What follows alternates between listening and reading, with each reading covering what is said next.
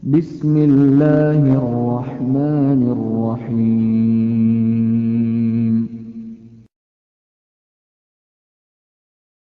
Aku tergantung prasangka hambaku kepadaku. Ya kita sendiri yang jadi jawabannya. Gimana kita yakin sama Allah, kayak gitulah Allah ngasih ke kita. Saya sering membuktikan hal-hal kayak gitu, agak sedikit spekulasi tapi ke Allah. Jangan spekulasi ke makhluk. Kalau mau spekulasi, dalam tanda petik gambling, coba gambling ke Allah. Arti gambling ke Allah, lakukan sesuatu yang beresiko, tetapi yang diridhoi Allah ya. Karena kalau beresiko nggak diridhoi Allah kan bahaya. Nggak ada akad berarti dengan Allah. Sesuatu yang beresiko tapi diridhoi Allah. Saya pernah ngebuktiin itu berkali-kali. Menikah. Kok beresiko Ustaz? Nggak punya modal nikahnya. Kan standar pertanyaan paling mainstream tuh kalau mau nikah apa? Dari calon mertua. Kerjanya apa gitu kan ya? Paling mainstream tuh. Kalau saya ditanya kerjanya apa? Belum punya pekerjaan. Terus gimana ngasih makan? Allah yang ngasih makan. Tapi pede jawabnya. Sampai mertua juga. Belum lagi ngeluarin dalil ya. Kan ustadz lah ya. Banyak dalil ya. Ayat, hadis. Banyak lah udah saya kumpulin. Bisa jadi satu buku tuh. Khusus ayat dan hadis untuk melamar. Mudah-mudahan nanti bisa di-share ayat dan hadis. Bahan untuk melamar. Nembak calon mertua lah. Pak, itu ada tuh hadis ya. Cuman saya agak-agak ragu nih. Bunyinya kayak gimana tuh. Kurang lebih sih yang pernah saya dengar dari ustadz. Nih hadis sahih loh Pak. Kalau datang seorang pemuda yang baik akhlaknya gitu kan ya. Jangan ditolak. Itu saya pernah dengar. Bapak pernah dengar? Pernah sih. Nah gimana Pak? Saya beres langsung urusan. Masa dia mau nolak hadis kan ya. Ingkar sunnah tuh jadinya bahaya. Duh jangan pakai hadis deh dan segala macam. Gak mungkin dia ngomong kayak gitu. Nikah tuh gak punya modal. Tapi ya bismillah aja lah. Gambling kan. Masa saya mau taat kepada Allah dibiarin telantar kan gak mungkin. Kan menikah itu untuk taat kepada Allah kan. Gua hawa nafsu. Emang hawa nafsu. Masa nikah gak pakai hawa nafsu? Ini ada yang keliru di masyarakat kita. Katanya gak boleh menikah karena hawa nafsu. Bukankah nikah itu adalah solusi buat hawa nafsu? Lo nikah enggak karena Allah tuh, karena nafsu. Enggak berbenturan dua hal ini. Tapi kalau dia menikah karena hawa nafsu dan ingin menghalalkan dengan terhormat hawa nafsu itu namanya karena Allah. Enggak ada cerita karena Allah berarti enggak melibatkan hawa nafsu. Enggak kayak gitu sih bahasanya.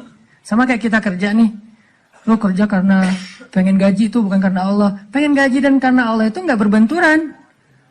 Kenapa kita pengen gaji? Karena kita pengen mendapatkan rezeki yang halal dan menafkahi keluarga. Dan itu semuanya karena Allah. Jadi nggak dibilang, jangan mengharapkan gaji, harapkan pahala. Pahala itu salah satunya gaji. Karena pahala dalam bahasa Arab nggak ada pahala, yang ada al-jaza. Al-ajru. Al-jaza itu artinya balasan, al-ajru itu artinya upah. Upah itu bisa dalam bentuk kesehatan, bisa dalam bentuk materi uang, bisa dalam bentuk kebaikan di akhirat, bisa dalam bentuk terhindar dari api neraka, dan seterusnya. Itu al-jaza, al-ajru. Termasuk mendapatkan hak kita dalam sebuah pekerjaan. Nggak masalah mengharapkan, saya kerja di Telkomsel, kenapa? Gajinya gede. Nggak apa-apa. Selama yang kita dapatkan itu halal. Tapi kalau yang kita kejar gaji gede dan syubhat, apalagi haram, itu bukan karena Allah. Termasuk menikah. Menyalurkan, kenapa kamu menikah? Karena saya pengen menyalurkan kebutuhan biologis saya secara halal. Wah, nggak karena Allah nih, nafsu nih. Emang nafsu, emang kenapa? Bukankah Allah mengatakan litaskunu ilaiha? Apa arti litaskunu ilaiha?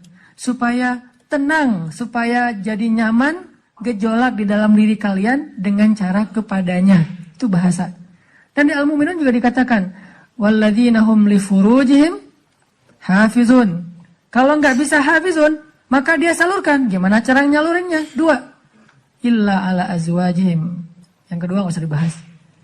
Yang satu aja. Illa ala azwajihim, kepada istri mereka. Bukan istri mereka, istri-istri mereka.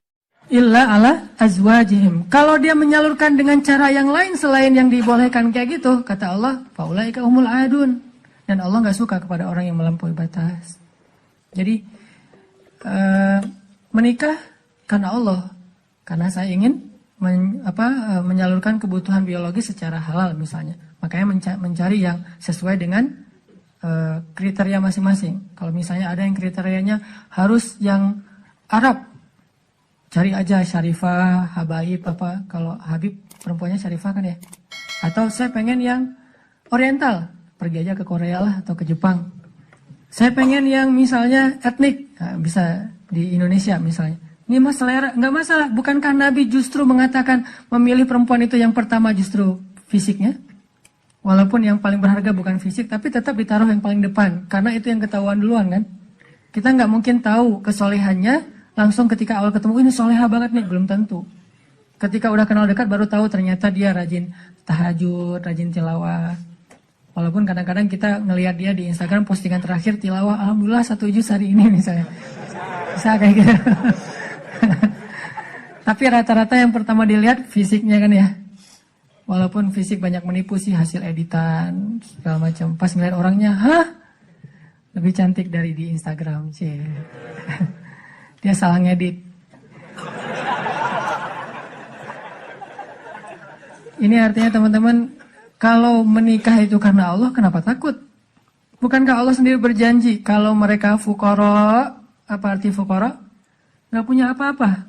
Kalau miskin masih punya apa-apa, cuma dikit. Kalau fuqara nggak punya apapun. Allah yang yughniyahumullah, Allah yang akan mencukupkan kebutuhan mereka. Oh, Allah yang cukupin, ya udah selesai. Nikah, datang, yuk nikah yuk. Nggak gitu sih caranya. Terlalu polos kayak gitu mah pasti ditolak lah. Adalah trik-triknya pasti teman-teman udah mempraktekkan, kalau nggak pasti berstatus masih jomblo ya.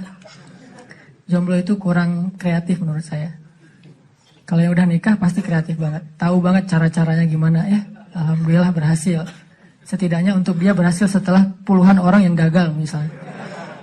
Kalau yang jomblo nih kayaknya harus latihan nih, belajar kepada yang udah nikah, nanti di kantor sambil istirahat sharing deh. Gimana dulu lu nembak calon istri? Gitu aja. Gimana gitu aja, tahajud dulu. Ya Allah yang membolak-balikan hati. Hati dia memang ada di dalam tubuhnya, tapi pemiliknya bukan dia, tapi Engkau ya Allah. Setahu saya nih, dia kayaknya hatinya ke si fulan. Dah saya mah gak bisa kecuali dia. Ya Allah, ya Allah, ya Allah. Akhirnya berhasil. Dan saya ngebuktiin itu banget. Saya sering bilang, saya itu bukan tipe istri saya loh. Sangat bukan tipe istri saya. Ada 4 hal yang pantang buat istri saya. 4-4-nya ada di saya. Subhanallah. Kok bisa berhasil? Ustaz.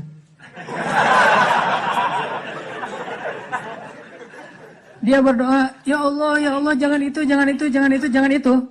Saya cuma berdoa sekali, ya Allah, please yang itu. Ternyata tiba-tiba ya, kelepek-kelepek, gak berhasil dia. Saya tanya, kenapa kamu milih saya? Bukankah 4-4-nya ada pada saya? Pertama, gak mau orang Sumatera. Katanya orang Sumatera itu keras. Saya? Dulu. Orang Sumatera itu keras. Orang Aceh, Sumatera, kuliah di Mesir. Nggak Mesir mah, Sumateranya Arab. Kan Arab juga ada Sundanya, ada Jawa ya. Sundanya Arab itu kayak Yaman. Itu Sundanya Arab, lembut-lembut. Sampai Nabi sendiri mengakui kan, orang Yaman itu hatinya lembut. Kalau Jawanya Arab tuh yang ulet gitu kerja tuh Palestina. Karena Palestina itu terkenal dengan keteguhannya. Tapi kalau Sumateranya Arab, yang ngomongnya keras gitu, belak-belakan, spontannya luar biasa, itu Mesir banget. Di Mesir nggak ada ceritanya kita nunggu Damri itu nggak ada. Yang ada ngejar Damri. Kita nunggu di halte, Damri ngeliat kita makin iseng tuh, dicepetin. Mahasiswa cepat begitu. Kita lari ngejar. Yang nggak biasa naik Damri itu mahasiswa Malaysia, karena mereka kan beasiswa dari kerajaan, sehingga dianjurkan jangan naik Damri, naik taksi. Tapi kadang-kadang mereka kehabisan duit juga naik Damri. Begitu turun, berlawanan arah, itu ngegelundung tuh. Kita di atas ketawa-ketawa aja, Malaysia. Bukan negaranya ya, orangnya karena terbiasa naik taksi, naik MRT. Dan kita mah Damri, dusak-dusakan. Kalau udah ramai di dalam Damri marah-marah, sallu ala Nabi, udah sallallahu alaihi wasallam. Cara paling sederhana mendamaikan orang di Mesir itu suruh salawat.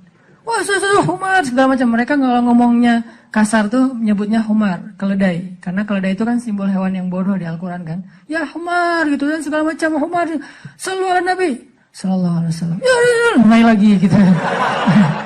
Tapi pas salawat mereka bisa cooling down dulu dikit. saking menghargai Rasulullah ya. Kadang-kadang ada juga yang sambil marah. Sallallahu ala Nabi, sallallahu alaihi wasallam. Di Mesir, orang Sumatera kuliah di Mesir, kebayangan? Udah Sumatera itu mungkin agak keras, kuliah di Mesir. Jadi wataknya tuh terbentuk dengan dua negeri. Alhamdulillahnya ketemu orang Jawa yang mungkin beda banget dengan Sumatera. Nggak mau dia orang Sumatera. Saya Sumatera. Sumatera Aceh pula. Dan Aceh di tempat markasnya GAM. Aceh PD. Dan itu kan GAM dulu banyak di situ ya. Terus yang kedua, nggak mau yang kulitnya dof.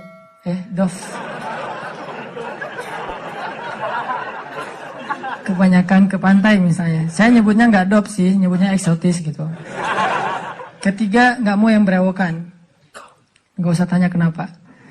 Keempat, nggak mau anak pesantren. Ini juga nggak tahu kenapa nih. Empat-empatnya ada di saya nih. Ya Allah, please jangan itu. Ya Allah, saya pengennya itu. Kuat-kuatan doa. Ternyata doa saya lebih diijabah. Tadi kan, Ustaz. Pas ketemu sama dia, kenapa kamu mau sama saya? Padahal empat-empatnya ada di saya. Karena kamu punya yang kelima. Apa? Hati kamu. Nggak gitu sih ngomongnya. Yang jujurnya bukan itu mah versi jaim ya. Kalau versi jujurnya, kenapa? Karena kamu pelet gitu ya. Peletnya pakai apa? Pakai Al-Quran. Begitu ketemu, Bismillahirrahmanirrahim. Ria-ria dikit lah. Tapi ria untuk kebaikan kan, biar dapat seseorang yang sesuai dengan isi hati. Ngeklik langsung, ya Allah, berhasil. Dan setelah itu, biarin Allah aja yang ngatur. Mau kerja apa, mau tinggal di mana. Ternyata alhamdulillah saya ngerasain justru rezeki itu Allah mudahin setelah menikah. Dulu awal-awal saya datang ke Bandung, kita ngontraknya itu di rumah yang tempat pembuangan sampah di Tegalega tuh, di salah satu lapangan di Bandung, di pojok Tegalega itu ada pembuangan sampah. Kita tinggal di situ. Paling murah soalnya di situ. Mulai saya usaha nerjemahin buku, nggak ada yang mau nerbitin. Terjemahannya jelek katanya. Ya udah deh. Mungkin bukan terjemahannya yang jelek. Lihat muka saya dia sebel. Banyak orang yang lihat muka saya tuh sebel. Termasuk tadi calon istri saya pertama ngeliat muka saya, apaan sih nih orang kayak gini banget. Sekarang kok gini banget ya kamu. Tuh, terjemahin buku nggak bisa. Akhirnya saya nulis buku sendiri. Karena nggak bisa nerjemahin, nulis aja sendiri. Capruk aja pokoknya, nulis apa yang bisa ditulis, tulis. Ditaruh ke penerbit juga nggak ada yang mau nerbitin. Ada satu-satunya penerbit yang mau nerbitin, katanya royaltinya sedikit banget dan bayarnya setahun sekali. Bayangin, royalti setahun sekali. Sedikit sekali lagi tuh. Akhirnya saya terbitin sendiri. Jadi penerbit, jadi direktur, jadi penulis, jadi kuli. Angkat buku pakai kotak Marlboro, lintasin Jalan Soekarno-Hatta, ngirim ke Sumatera, Kalimantan. Pelan-pelan akhirnya usaha nambah dari penerbitan ke jual pulsa. Jadi saya dulu pernah jadi vendor gitu sih, bahasa kerennya, vendor Telkomsel gitu ya. Saya tuh jual pulsa, ada 60 cabang pulsa di Bandung sebelum ada di Alfamart dan Indomaret. 60 cabang pulsa. Terus nambah lagi ke jual beli mobil second. Beli, jual, dikira orang kaya banget, padahal gonta-ganti aja karena emang dijual. Tapi yang harga murah di bawah 100 juta, bukan yang mobil-mobil mahal. Terus coba-coba di properti. Ternyata Allah mudahin setelah menikah. Karena kenapa? Allah yang janjiin. Allah nggak mungkin ingkar janji. Gambling dikit lah di awal. Tapi di tengah dan di akhir kita akan ngelihat banget gimana Allah nunjukin kebenaran janji-janjinya. Tapi kalau kita nggak berani gambling sama Allah, ya Allah pasti akan nunjukin ke kita yang terbayangkan oleh kita. Saya sering bilang, nasib kita itu tergantung iman. Kalau kita pengen kehidupan kita amazing, kita harus punya iman yang amazing. Kalau kita pengen dapat lebih banyak miracle dalam hidup kita, surprise, berarti iman kita itu harus miracle. Kalau iman kita ilmiah, kita hanya akan mendapatkan kehidupan yang ilmiah, sesuai dengan hitung-hitungan kita. Kalau kayak gini, 1 tambah 1, 2. Kalau kita pengen hidup kita banyak kejutan, 1 tambah 1, 10, berarti kita harus punya keimanan.